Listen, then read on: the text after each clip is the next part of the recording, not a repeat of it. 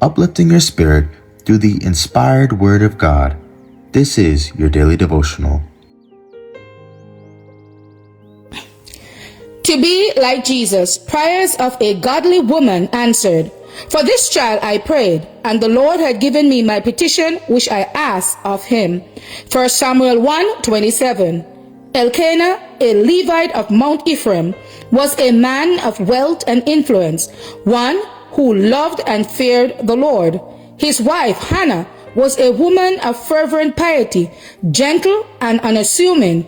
Her character was marked with deep earnestness and a lofty faith. The blessing so earnestly sought by every Hebrew was denied this godly pair.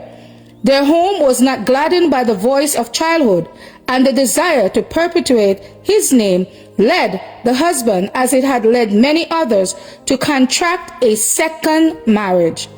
But this step, prompted by a lack of faith in God, did not bring happiness. Sons and daughters were added to the household, but the joy and beauty of God's sacred institution had been marred, and the peace of the family was broken.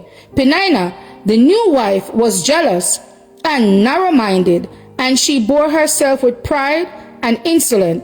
To Hannah, hope seemed crushed, and life a weary burden. Yet she met the trial with uncomplaining meekness. The burden which she could share with no earthly friend, she cast upon God. Earnestly she pleaded that he would take away her reproach and grant her the precious gift of a son to nurture and to train.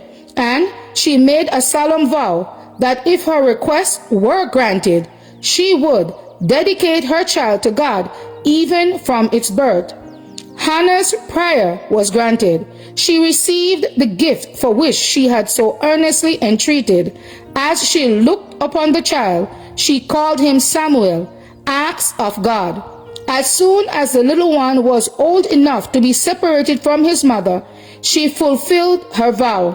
From Shiloh, Hannah quietly returned to her home at Ramah, leaving the child Samuel to be trained for service in the house of God. Under the instruction of the high priest, from the earliest dawn of intellect, she had taught her son to love and reverence God, and to regard himself as the Lord's.